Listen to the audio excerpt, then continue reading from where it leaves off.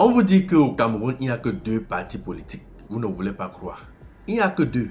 Le MRC et le RDPC. Le reste là, non. Voici la preuve. Nous allons écouter un gars du RDPC. Écoutez attentivement ce qu'il parle du MRC. Après maintenant, on va aussi écouter un du MRC qui parle du RDPC. Oh, 2025 sinon. Ça sera la magie à chouette. Écoutez un peu jusqu'à la fin. Cher peuple camerounais, avant de venir nous dire que le professeur Kamto n'a rien à voir avec les gens de la base, avant de venir nous dire que le professeur Kamto n'approuve pas les actes des éléments de la base, il est souvent important de rentrer en arrière. Prenons donc nos tabourets, nos popcorn, un verre d'eau, asseyons-nous ensemble et écoutons d'abord ça. Salut chers combattants. Je m'appelle le docteur Nongsi. Je vous parle depuis Washington. Les combattants de Paris, les combattants de Bruxelles, les combattants de Genève, les combattants de Berlin, les combattants de Washington. Nous avons pris la résolution de respecter les instructions du président élu professeur Kamto. Alors, ce qu'il nous demande de faire, c'est de ne pas marcher, d'assiéger les ambassades à tout moment. Nous devons assiéger les ambassades du Cameroun, car c'est ça le territoire camerounais. Nous n'avons plus le temps d'avoir peur. Nous devons agir. Et tous ces chefs traditionnels qui supportent ce régime dictatorial, nous allons vous traiter. Nous allons vous enlever dans ces chefferies-là. Tous ces ministres qui pensent que leurs enfants sont à l'abri à l'étranger, la diaspora va les écraser. Car nous ne pouvons plus laisser le Cameroun dans cette situation. Il faut qu'on soit très clair là-dessus. Ceux qui ont peur, qu'ils ont peur, ce combat, c'est un combat qui va être livré au niveau international et au niveau national. La manière dont nos familles sont traitées au Cameroun, nous allons traiter les membres du régime à l'étranger de cette même manière. Soyons clairs là-dessus. Voilà. Une fois que vous avez écouté ce monsieur Noumsi qui se dit professeur de je ne sais pas trop quoi, docteur de je ne sais pas trop quoi, vous l'avez très bien entendu. Il n'a pas cité deux noms. Il n'a pas parlé paix à son âme de Paul Éric Kingé. Il n'a pas parlé paix à son âme de Penda Ekouka. Il a parlé de Maurice Kamto. Il n'a même pas cité Albert Djonga. Il a parlé de Maurice Kamto. Lorsque on faisait les vidéos pour dénoncer cette vidéo-ci là, Maurice Kamto n'avait jamais fait une sortie. Jamais fait une sortie pour dire que les propos de ce monsieur, il ne se reconnaissait pas là-dedans. Aujourd'hui, en 2025, vous venez nous dire que le professeur Kamto n'a rien à faire, a rien à voir avec la base MRC, avec la base, ces éléments du MRC, la branche armée du MRC. Vous êtes sérieux?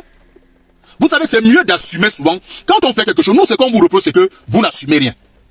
À un moment donné, sachons assumer. Donc, quand tu fais quelque chose, il faut assumer ce que tu fais. C'est important de savoir assumer. Quand tu dis quelque chose, il faut l'assumer. Paul Éric Kingé, paix à son âme, disait, on a eu une réunion et on a décidé de demander à nos éléments d'assiéger les ambassades. La réunion, c'était avec qui? C'était avec Paul Biya. La réunion, c'était avec qui? C'était avec qui? C'était avec Paul Biya, le président. C'était pas avec Maurice Kamto. Hein? À un moment donné, même quand vous voulez défendre quelqu'un, soyez quand même intelligent. La base, le MRC, c'est la même personne. C'est la même branche. Et nous ne pouvons pas accepter que des gens qui veulent mettre le Cameroun à feu et à sang puissent accéder à la magistrature suprême. Ceux qui vont voter pour le professeur Kamto, libre à eux. Après tout, nous sommes en démocratie. Mais les nous comme ça là, on ne peut pas voter pour lui. Je ne peux pas demander à un membre de ma famille de voter pour Kamto. Pourquoi? Pour perpétrer les agressions comme on voit là? Non, non, non. Voici la vérité. La vérité est celle que vous avez entendue. C'était une ordonnance du professeur Maurice Kamto. Ce n'était pas le président Paul Biya. Ce n'était pas Cabral Libi. Ce n'était pas Joshua. Ce n'était pas tous les autres hommes politiques du Cameroun. C'était Maurice Kamto. Donc ça vous fait mal. Ça ne vous fait pas mal. Vous avez chaud. Vous avez froid. La vérité est celle que vous avez entendue de vos oreilles. Par un élément de la base. Moi, je souhaite la mort à personne. Moi, qui étais en train de féliciter les gars qui avaient bien bastonné les gars de la base. La base n'a pas une orientation, c'est des affamés. Ah bon? Tu donnes l'argent, tu dis même qu'entre eux, tapez-vous entre vous, ils vont se taper. Vous partez là-bas, vous les ministres, allez avec l'argent, vous donnez aux amis, à leurs ennemis, ils se tapent entre eux là-bas, ils vous collent la paix. Quand le chef de l'État se déplace, qu'il y a des gens pour casser la gueule à toute personne, qui veut s'approcher du chef, on lui casse sauvagement la gueule. C'est-à-dire, tu as des gens là qui sont bien formés. Tu les amènes. Quand quelqu'un fait ça, on casse la gueule, on casse un bras. C'est comme, on le jette là-bas. C'est comme ça qu'il faut les traiter. L'affarinage du ministre camerounais de la jeunesse, M. Moulouna Fotso, je crois que c'est comme ça qu'il s'appelle, nous renseigne sur le fait que le mal n'aime pas le mal. Le mal n'aime pas le mal. Celui qui fait du mal n'aime pas subir le mal. Nous le savions déjà, pour d'autres, nous l'apprenons pour les dirigeants camerounais. Récemment, Bachar el-Assad, le tyran syrien, qui a exterminé une partie de sa population pendant des décennies, à la suite de son père, Bachar el-Assad a fui le mal que s'apprêtaient à lui infliger les djihadistes qui ont pris le pouvoir en Syrie. Quand ils étaient aux portes de la Syrie, Bachar el-Assad a poum en Russie, chez son protecteur Poutine. Bachar el-Assad n'a pas voulu subir ce qu'il a fait subir à ses opposants. Le mal n'aime pas le mal. Mobutu Sese Seko décimait la population zaïroise, à l'époque c'était le Zaïre, qui a enterré des vivants dans le sous-sol du stade des martyrs, le fameux stade où Mohamed Ali et Georges Foreman ont livré le combat le plus mythique, combat de boxe le plus mythique, en 1974. Sous les gradins de ce stade ont été liquidés des vies humaines par Mobutu Sese Seko. Et l'arrivée de Kabila, père, aux portes de Kinshasa, et Mobutu. Or, il aurait pu se présenter à Héros, écoutez, je suis là, prenez-moi si vous voulez, je m'en fiche, je n'ai rien à faire. Saddam Hussein, on a retrouvé Saddam Hussein dans les Sissongo du sous-sol de son palais. Les Américains l'ont sorti de là comme un rat. Il fuyait la mort. Or, Saddam Hussein n'est pas un saint, ne fut pas un saint, il en a décimé. Revenons au Cameroun, parce que des exemples, il y en a des tonnes. Au Cameroun maintenant, vous avez donc le gouvernement camerounais qui pleure, oh, on a fariné, oh, on a fariné, oh, on a fariné. Tout le gouvernement camerounais, et c'est Ferrer, pleure qu'on a fariné leurs collègues. La farine. La farine fait mal, ça je ne le savais pas, mais la farine fait très mal au mal camerounais qu'incarne Paul Biya et ses dirigeants, ses ministres, ces voleurs qui tuent tous les jours des Camerounais à cause du manque d'argent, de moyens. Parce que ces moyens-là, ils se baladent avec en Europe des malais d'argent. C'est Pierre Blaireau qui nous l'a dit. Souvent qui avaient des gros bras. Non, ils ont des sacs d'argent. Ils ont de l'argent. Pour faire quoi? Tu as conseillé à ces ministres-là que l'argent avec lequel ils se baladent, les milliards avec lesquels ils se baladent pour aller en Europe, distribuer à leurs petites, ils en donnent un peu aux gens de la base qui ont faim, ils ont juste faim. Voilà. Est-ce que ce n'est pas le mal? Ce n'est pas plus violent que la farine? Pierre Biya, qui est devenu le porte-parole du mal qu'est le régime de Paul Biya, avec son compère Elie Milonnet. Écoutez les conseils qu'il donne à ses compères du gouvernement. Écoutez. Voilà, j'avais parlé de mon ami Atangadi. Atangadi a répondu.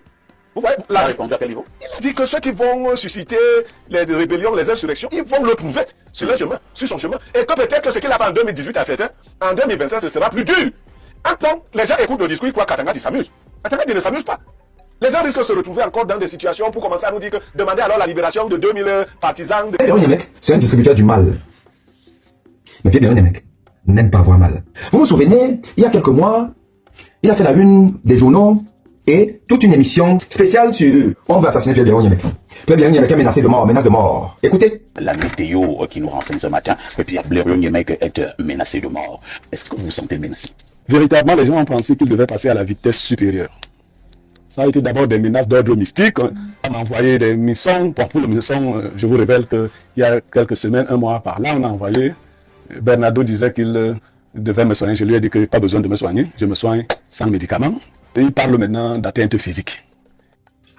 Il avait peur, il avait peur d'être zigouillé. Il avait peur. Vous avez vu son expression? Il avait peur. Mais aujourd'hui, parce qu'il est dans le camp du mal, il veut distribuer le mal. Il incite à la violence. Il incite le gouvernement à la violence. C'est ça le propre de l'humain. Mais pas n'importe quel humain. Pas l'humain qui a la peur du tout. Non.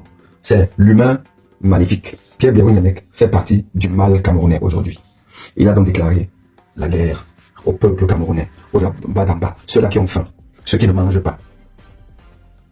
Il a fait comme beaucoup ont fait au Cameroun. Des gens sont venus dans les médias, sur la place publique, avec des positions fortes en faveur du peuple. Ils ont acquis une certaine notoriété, une voix qui porte, et se sont fait appeler par le mal qu'est Paul Biya régime, qui essaie d'avoir avec lui toutes les personnes capables de neutraliser sa marche vers le gouvernement perpétuel. Et Pierre Biya, qui sait qu'aujourd'hui, il n'est pas un inconnu, il a une voix qui porte un peu, tout comme Elie Milonnet a monnaie sa voix. Il a pris de l'argent. Maintenant, il y a un homme décomplexé qui déclare être du camp de l'oppresseur, des en haut, et il prend le mal. Lui qui n'aime pas le mal, qui n'aime pas subir le mal, qui a eu peur du mal, aujourd'hui n'a plus peur du mal, parce qu'il est de l'autre côté. Jusqu'à ce que la roue tourne, parce que la roue tourne toujours.